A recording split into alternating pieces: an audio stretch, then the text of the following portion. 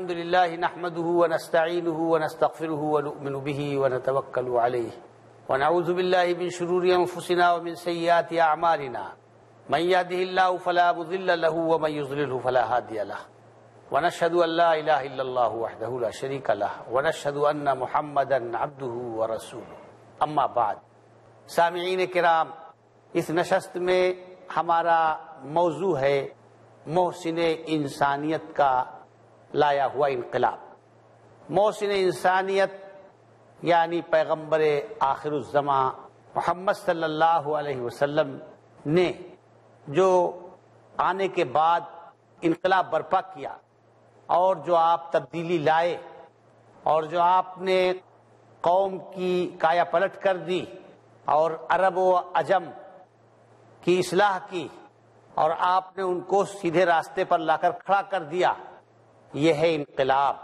گمراہی سے ہدایت کی طرف، حیوانیت سے انسانیت کی طرف، ذلت و پستی سے عزت و بلندی کی طرف آپ قوموں کو لائے. یہ ہے انقلاب، یہ ہے تبدیلی، یہ ہے کایا پلٹ. تو محسن انسانیت کا لایا ہوا انقلاب آج کے نشست کا موضوع ہے. جو رسول اللہ صلی اللہ علیہ وسلم پر ایمان لائے ہیں اور جو آپ کے امتی ہیں اور جو مسلمان کہلاتے ہیں، وہ تو آپ کی ایک ایک ادا پر جان نچھاور کرنے کے لیے تیار رہتے ہیں. لیکن کیا لطف جو غیر پردہ کھولے، جادو وہ جو سر پہ چڑھ کے بولے.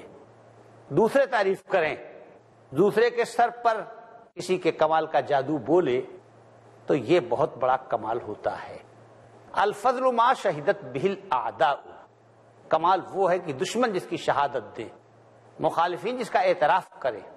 رسول اللہ صلی اللہ علیہ وسلم کے کارناموں کا اور آپ کے لائے ہوئے انقلاب کا اور آپ نے جو تبدیلی برپا کی اور قوموں کی کایا پلٹ کر دی، اس کا اعتراف اور اس کا اقرار یورپ بھی کرتا ہے.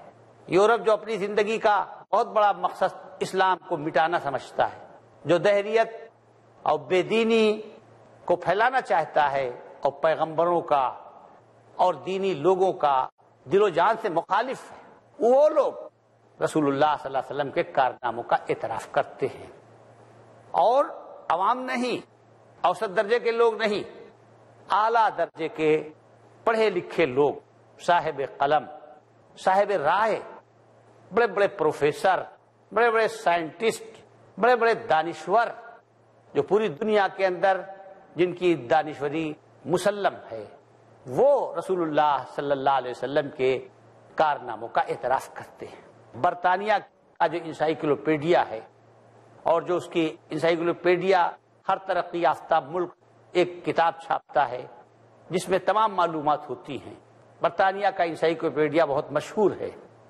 برطانیہ کے انسائیکلوپیڈیا کے اندر اعتراف کیا گیا ہے انہو اعظم المصلحین علی الاطلاق.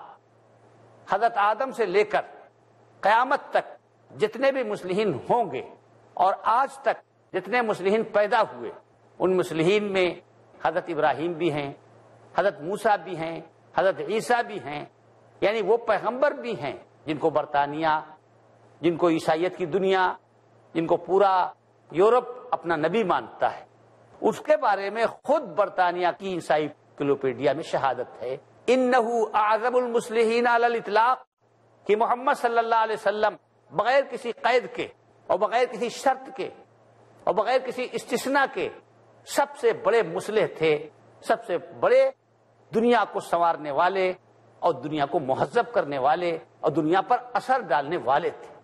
حضرت عیسیٰ علیہ السلام سے بھی بڑے مصلح تھے آپ.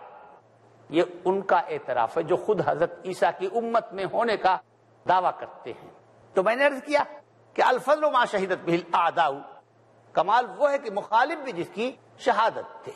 ایک یورپین دانشور نے لکھا ہے کان مولدہ مبعثا من النور الی الظلمات. آپ کیا پیدا ہوئے؟ آپ کا پیدا ہونا، کسی بچے کا پیدا ہونا، کسی انسان کی پیدائش نہیں تھی، بلکہ محمد صلی اللہ علیہ وسلم کی پیدائش ظلمتوں سے نور کی پیدائش تھی. آپ آمنہ کی گود میں کیا آئے؟ گویا آمنہ کی گود میں نور آ گیا. آپ کے پیدا ہونے سے پہلے پوری دنیا میں ظلمتیں چھائی ہوئی تھیں, گھپ اندھیرا تھا, کھٹا ٹوپ اندھیرے میں لوگ ٹامک ٹویا مار رہے تھے. آمنہ کی گود میں جو بچہ آیا, یہ کہنا چاہیے کہ ظلمتوں کی گود میں نور آ گیا. کان مولدہ مبعثا من النور الی الظلمات, آپ کی پیدائش تاریکیوں کے بیچ میں نور کی پیدائش تھی. گما آباد ہستی میں یقین مرد مسلمہ کا, چاروں طرف جب گمان کی حکومت ہو وہاں پر کوئی مرد مومن پیغمبر کا آنا ایسا ہے. گما آباد ہستی میں یقین مرد مسلمہ کا, بیابا کی شب تاریخ میں قندیل رہبانی, تو ایسا تھا آپ کا آنا جیسے پورا بیابان گھٹا ٹوپ اندھیرے میں ڈوبا ہوا ہے اور بیچ میں ایک ہنڈا, ایک گیس, ایک اعلیٰ درجے کا بلب جلا دیا جائے یا سورج چمکا دیا جائے. یہ تھی آپ کی پیدائش. ایک دوسرا یورپین دانشور کہتا ہے ان کان رجل قد عرف اللہ فی هذه الارض واخلص له فی خدمته فهو بلا ریب نبی العرب. اگر روئے زمین پر اور آسمان کے زیر سایہ کسی نے اللہ کو جیسا چاہیے ویسا پہچانا, یہ دوسروں کے الفاظ ہیں, یہ مسلمانوں کے الفاظ نہیں ہیں, یہ امتیوں کے الفاظ نہیں ہیں, یہ انگریزوں کے الفاظ ہیں جو اپنی زندگی کا مشن سمجھتے ہیں اسلام کو مٹانا. ان کے بیچ میں انہی کا آدمی کہہ رہا ہے ان کان رجل علی هذه الارض قد عرف اللہ واخلص له فی خدمته فهو بلا ریب نبی العرب محمد صلی اللہ علیہ وسلم. روئے زمین کے اوپر اگر اللہ کو کسی نے پہچانا, اول تو اللہ کو بہت کم لوگوں نے پہچانا, کیونکہ اللہ کو پہچاننا یہ ایسی عام بات نہیں ہے جو ہر آدمی کو نصیب ہو جائے. یہ بہت بڑی بات ہے اور بہت بڑے لوگوں کو یہ چیز نصیب ہوتی ہے. اگر روئے زمین کے اوپر اللہ کو کسی نے پہچانا اور خلوص کے ساتھ اس کی خدمت کی تو اس میں کوئی شک نہیں ہے کہ وہ سب سے بڑا پہچاننے والا اور سب سے زیادہ اللہ کی خدمت میں اپنے آپ کو فنا کرنے والا عرب کا نبی محمد صلی اللہ علیہ وسلم تھے. ایک چوتھے یورپین دانشور نے کہا ہے لم یکن الاصلاح اعسر فی وقت من الاوقات من وقت محمد. قوموں کی اصلاح, قوموں میں انقلاب لانا, قوموں کو درست کرنا سب سے زیادہ مشکل اس وقت تھا جس وقت محمد صلی اللہ علیہ وسلم پیدا ہوئے. دنیا میں اصلاح کی کوشش کرنا اور تبدیلی لانا اس وقت بہت مشکل تھا, کیونکہ دنیا اس وقت بہت گمراہ ہو چکی تھی اور بہت پستی میں جا چکی تھی. تو وہ کہتا ہے کہ لم یکن الاصلاح احسر فی وقت من وقت محمد. کسی زمانے میں, چاہے وہ حضرت ابراہیم کا زمانہ ہو اور چاہے وہ حضرت موسیٰ اور حضرت کا زمانہ ہو, کسی زمانے میں قوموں کی اصلاح کرنا اور ان کی اصلاح کا بیڑا اٹھانا اتنا مشکل نہیں تھا جتنا محمد صلی اللہ علیہ وسلم کے زمانے میں مشکل تھا. کیونکہ محمد صلی اللہ علیہ وسلم کے زمانے میں دنیا سمٹ گئی تھی, یعنی دنیا ایک محلہ بن گئی تھی, دنیا میں رابطہ بڑھ گیا تھا. وہ دور پرانا تھا. حضرت ابراہیم کے زمانے میں ایک علاقے کا دوسرے علاقے سے جوڑ نہیں تھا, ایک علاقہ دوسرے علاقے سے ناواقف تھا. اب وہی دنیا میں اصلاح کر سکتا تھا جو اتنا بڑا مسلح ہو کہ اس کی آواز تمام بر اعظموں میں سنی جائے. یورپ اور ایشیا جس کے باتوں پہ کان دھرے, جس کی کوششیں یورپ اور ایشیا سب کو اپنی کوششوں کے اپنے اس میں اثر کے اندر لے لیں. تو وہ یورپین دانشور کہتا ہے کہ کسی زمانے میں بھی اصلاح اتنی مشکل نہیں تھی جتنی رسول اللہ صلی اللہ علیہ وسلم کے زمانے میں مشکل تھی. وَلَا نَعْلَمُ نَجَاحًا تَمَّ كَالَّذِي تَمَّ فِي عَهْدِ محمد. اور ہم نے یہ بھی دیکھا کہ جس طرح آپ کے زمانے میں اصلاح مشکل ترین تھی, اسی طرح آپ کے زمانے میں اصلاح جیسی کامیاب ہوئی, اور جتنی کامیابی آپ کو ملی اور جتنی کشش اور جتنا اثر آپ نے ڈالا, دنیا میں کبھی کوئی شخص اتنا اثر قوموں کے اوپر نہیں ڈال سکا. درفشانی نے تیری قطروں کو دریا کر دیا, دل کو روشن کر دیا, آنکھوں کو بینا کر دیا. جو نہ تھے خود راہ پر اوروں کے ہادی بن گئے. کیا نظر تھی جس نے مردوں کو مسیحا کر دیا. جب رسول اللہ صلی اللہ علیہ وسلم دنیا میں تشریف لائے تو آپ کو معلوم ہے 2-3 چیزیں آدمی کو سہارا دیتی ہیں, 2-3 چیزیں آدمی کو قاعدے میں اور ضابطے میں رکھتی ہیں, 2-3 چیزیں ایسی ہیں جو آدمی کو سیدھے راستے سے ہٹنے نہیں دیتی. ان میں سے ایک عقیدہ ہوتا ہے. کوئی بھی عقیدہ ہو, کوئی بھی مذہب ہو، ہندو مذہب ہو، عیسائی مذہب ہو، یہودی مذہب ہو، لوگ مذہب کا حوالہ دے کر، اگر مذہب کا آدمی کوئی ہندو اگر بھٹک رہا ہے، کوئی عیسائی، انسانیت جو انقلاب لائے اس انقلاب پر روشنی ڈالنی ہے اور اس کو آپ کو سمجھنا ہے۔ تو رسول اللہ صلی اللہ علیہ وسلم جس وقت دنیا میں تشریف لائے اس وقت دنیا کا حال کیا تھا؟ میں نے یہ کہا کہ پوری دنیا اور عرب دونوں کے اندر دو چار چیزیں ایسی ہیں جو آدمی کو راہ راست پر لا سکتی ہیں اور لاتی ہیں، ایک مذہب اور دوسرے قاعدہ قانون۔ ہندو دھرم کا کوئی آدمی اگر ہٹ رہا ہو راستے سے تو اس کو اس کے دھرم کا حوالہ دے کر کہا جاتا ہے کہ ارے تم اس دھرم کو مانتے ہو اور اس دھرم میں تمہاری یہ حرکت ناپسندیدہ ہے۔ اگر نصرانی اور عیسائی برگشتہ ہو رہا ہو تو عیسائی اس کو عیسائیت کا حوالہ دے کر راہ راست پر لاتے ہیں۔ اور دوسری چیز جو کسی کو سیدھے راستے پہ لگاتی ہے وہ قانون و قاعدہ، ملک کا قانون، اس شہر کا قانون، وہ اس کو راستے پہ لاتا ہے کہ تمہاری یہ حرکت اور تمہارا یہ عمل قاعدے کے خلاف ہے، قانون کے خلاف ہے، ضابطے کے خلاف ہے، یہاں کے رہنے والوں نے جو چیز طے کی ہے اس کے خلاف ہے۔ اگر قانون اور مذہب دونوں مشکوک ہو جائیں اور اسی سے بھروسہ لوگوں کو اٹھ جائے تو آپ خود خیال کر سکتے ہیں کہ کسی شخص کو سیدھے راستے پر لانے کا اور طریقہ کیا ہے۔ نگہباں چو شود رہزن کجا ماند نگہبانی، جو کفر از کعبہ برخیزد کجا ماند مسلمانی۔ اگر چوکیدار ہی ڈاکو بن جائے تو پھر چوکیداری کون کرے گا؟ اگر کفر کعبے ہی سے اٹھے تو پھر ایمان کہاں رہے گا؟ تو جب قانون ہی پر بھروسہ نہیں رہا، جب مذہب ہی پر اعتماد نہیں رہا تو کسی شخص کو راہ راست پر لانے کی کوئی صورت نہیں ہے۔ رسول اللہ صلی اللہ علیہ وسلم جب دنیا میں تشریف لائے تو نہ کوئی قانون تھا اور نہ کوئی مذہب تھا۔ مذہب اور قانون سے لوگوں کا اعتماد اٹھ چکا تھا، لوگ بے آسرا تھے، بے لگام کے گھوڑے تھے، بے نکیل کے اونٹ تھے، بے ناتھ کے بیل تھے، جہاں سینگ سمایا چل دیے، جس کو پایا رون ڈالا۔ یہ حال تھا پوری دنیا کا۔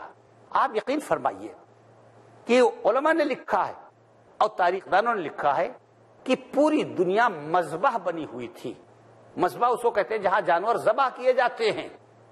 تو آج تو ایک جگہ ہوتی ہے، ایک مکان ہوتا ہے جہاں جانوروں کو ذبح کیا جاتا ہے، لیکن اس وقت ایک جگہ نہیں تھی، پوری دنیا، یورپ، افریقہ، امریکہ، ایشیا، پوری دنیا میں انسانوں کو ذبح کیا جاتا تھا۔ مذبح بنی ہوئی تھی پوری دنیا، کوئی قاعدہ نہیں تھا، کوئی قانون نہیں تھا۔ جب پوری دنیا مذبح بن جائے اور پوری دنیا کے اندر جہاں جس کو جو پائے ذبح کر دے، کوئی قاعدہ قانون، کوئی عقیدہ نہ ہو، ایسے لوگوں کو سیدھے راستے پر لانا جوئے شیر لانے سے بھی زیادہ مشکل ہے۔ اور یہ مشکل کام محسن انسانیت محمد الرسول اللہ صلی اللہ علیہ وسلم نے انجام دیا۔ حاضرین، آپ سے ایک بات عرض کروں، بہت سی چیزیں ہیں ایک جگہ کے اوپر تجارت کا مال اکٹھا کرنا، جیسے لوہے کا بازار ہے، وہاں لوہے کا سامان پوری دنیا سے لا کے اکٹھا کر دیا جائے، یہ آسان ہے۔ کالونی بنانا کہ مکان پہ مکان بناتے چلے جائیے، دکانوں پہ دکانیں بنا دیے، یہ بھی آسان ہے۔ جانوروں کو اکٹھا کر دیجئے، ساری دنیا کے عجیب غریب جانور لا کر ایک جگہ زو کے اندر جمع، یہ بھی آسان ہے۔ جانوروں کو جمع کرنا، مکانوں کو جمع کرنا، دکانوں کو جمع کرنا، دنیا کا ساز و سامان، سبزی اور پھل فروٹ جمع کرنا، یہ تو آسان ہے۔ سب سے زیادہ مشکل ہے بکھرے ہوئے انسانوں کو جمع کرنا۔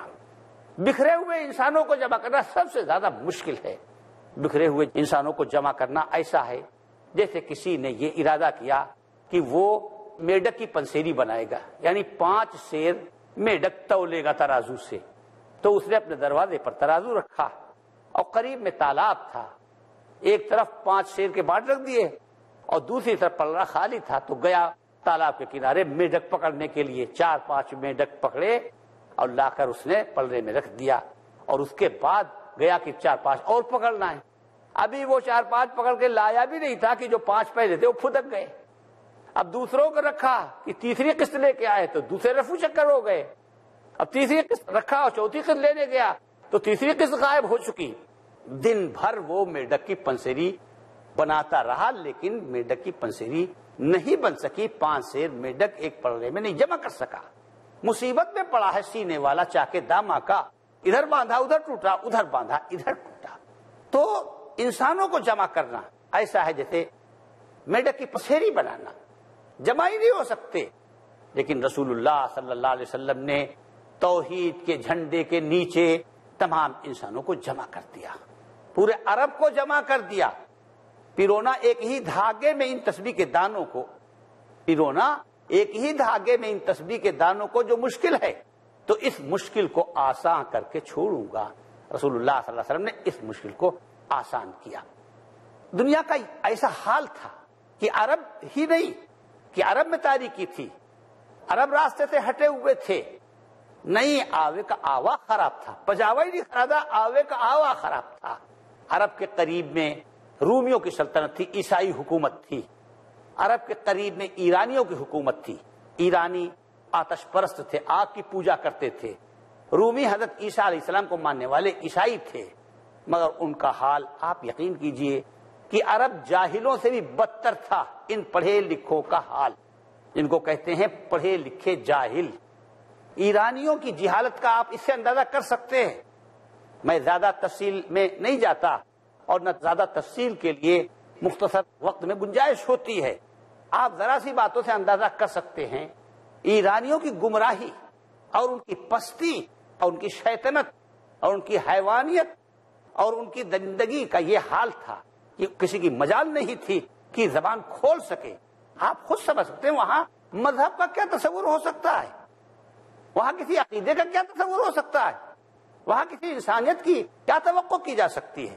یہ تو حال تھا ایران کا، جو عرب کے پڑوس میں ایک مملکت تھی، بڑی ساز و سامان والی، بڑی فوج والی، بڑی دولت والی. دوسری جانب روم یعنی عیسائیوں کی مملکت تھی. ملک شام بھی اسی کی سرحد کے اندر آتا ہے. تو عیسائی بھی ان سے کم نہیں تھے. عیش کی داد دینے میں اور عیش کرنے میں اور ظلم کرنے میں ان کے یہاں بھی ہر چیز جائز تھی. اگرچہ ایرانیوں کی طرح وہ بہن بیٹی کو اپنی بیوی بنانے کے تو قائل نہیں تھے، لیکن اس کے علاوہ ان کے یہاں بھی کم چیزیں نہیں تھیں. جس آدمی پہ ناراض ہوتے تھے آپ غور کیجئے، اس کو بھوکے شیر کے سامنے چھوڑ دیتے تھے اور بھوکا شیر ان کو پھاڑتا تھا اور بھوکا شیر اس کے ٹکڑے کرتا تھا اور وہ اپنے محلات میں بالا خانے پر بیٹھ کر اس کا تماشا دیکھتے تھے. انسان کو جانور پھاڑ رہا ہے اور ان کو مزہ آ رہا ہے، تفریح ہو رہی ہے. جلایا جاتا تھا الاؤ میں انسانوں کو اور شہزادے آدمی کے جلنے کا تماشا دیکھتے تھے. جس کے اندر اتنی حیوانیت آ گئی ہو، آپ اسے کیا توقع رکھ سکتے ہیں؟ تو اس قدر دنیا تاریکی میں ڈوبی ہوئی تھی. وَبِضِدِّهَا تَتَبَيَّنُ الْأَشْيَاءُ، جب تک مخالف تصویر سامنے نہ لائی جائے اس وقت تک حقیقت سمجھی نہیں جا سکتی.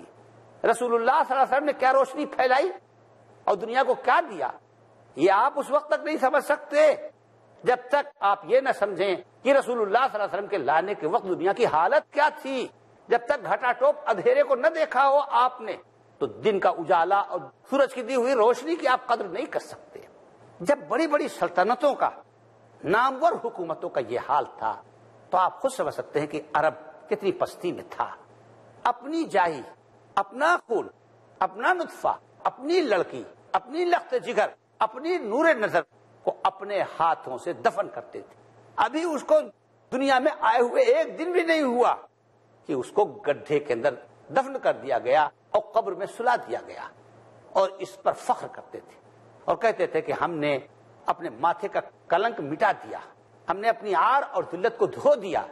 بت پرستی اتنی تھی کہ جب تک اپنے گھر پہ رہتے تھے تو بتوں کو تو پوچھتے ہی تھے. باہر جاتے تھے کوئی اچھا پتھر ہوتا تھا اس کو لے لیتے تھے، اور اگر پتھر نہیں ملتا تھا تو ستو کو بت کی شکل میں بناتے تھے. تو پہلے اس کے سامنے ڈنڈوت کرتے تھے اور اس کے بعد جب بھوک لگتی تھی تو وہ اپنے اسی بت کو اور اپنے اسی دیوتا کو گھول کے پی جاتے تھے. یہ تھی گھٹی میں پڑی ہوئی تھی بت پرستی. ایسی قوم کے اندر رسول اللہ صلی اللہ علیہ وسلم نے توحید کا چراغ جلایا اور ایسی بےسری قوم کو توحید کا متوالا بنایا. توحید کا جھنڈا اس کے ہاتھ میں دیا. کچھ کفر نے فتنے پھیلائے، کچھ ظلم نے شعلے بھڑکائے. کچھ کفر نے فتنے پھیلائے، کچھ ظلم نے شعلے بھڑکائے. سینوں میں عداوت جاگ اٹھی انسان سے انسان ٹکرائے، پامال کیا، برباد کیا کمزور کو طاقت والوں نے۔ جب ظلم و ستم حد سے گزرا، تشریف محمد لے آئے۔ تو یہ رسول اللہ صلی اللہ علیہ وسلم کی تشریف آوری کے وقت دنیا کی حالت تھی، اور پھر آپ نے دنیا کے اندر کیا تبدیلی پیدا کی، آپ اس حالت سے اندازہ کر سکتے ہیں۔ اللہ تعالیٰ نے اپنا رسول بھیجا، محمد صلی اللہ علیہ وسلم تشریف لائے۔ غور کیجئے، 23 سال کے عرصے میں ساری بیماریوں کو دھو دیا، جیسے وہ بیماریاں عرب میں تھی ہی نہیں۔ بت پرستی کی جگہ پر توحید کی شمع روشن کی، درندگی کی جگہ پر انسانیت کا سبق دیا، انارکی، نراج، لا قانونیت اس کی جگہ پر نظام عطا کیا، سب کو ایک نظام کی لڑی میں پرو دیا، قانون کا احترام کی تعلیم عطا فرمائی، اور اسی کے ساتھ ساتھ آپ نے اتحاد پیدا کیا۔ جو آپس میں ایک دوسرے کے خون کے پیاسے تھے، ان کو ایک دوسرے کی ہمدردی میں اپنا خون دینے کا سبق سکھایا، خون پسینہ بہا کر اپنے بھائی کی مدد کرتے تھے۔ یہ آپ کی تعلیم کا اثر ہوا عرب کے اندر۔ 23 سال کے عرصے میں پورے ملک عرب کو تبدیل کر دیا، اور اس کے بعد پھر حضرت صلی اللہ علیہ وسلم کو جب نبوت ملی اور جب دنیا سے آپ رخصت ہوئے تو کل 23 سال کا عرصہ تھا، کیونکہ 40 سال میں نبوت ملی اور 63 سال کی عمر میں حضرت دنیا سے رخصت ہو گئے۔ تو صرف 23 سال کے عرصے میں آپ نے عرب کی کایا پلٹ دی، اس کی قسمت بدل دی، اس کی بساط الٹ دی۔ اس کے بعد آپ کے خلفاء نے، آپ کے جانشاروں نے یعنی صحابہ کرام نے مزید 20 سال پائے، اور اس مزید 20 سال کے اندر عرب کی زمین سے نکل کر ایران، روم، شام، مصر، افریقہ، افغانستان، ترکستان، ہر جگہ پر اسلام کے جھنڈے پھہرا دیے، اور ہر جگہ پر وہاں کے رہنے والوں کو اسلام کا حلقہ بگوش بنایا۔ حاضرین، وقت ہو گیا ہے، انشاءاللہ دوسری نشست کے اندر اپنی بات مکمل کی جائے گی۔ وآخر دعوانا الحمدللہ رب العالمین۔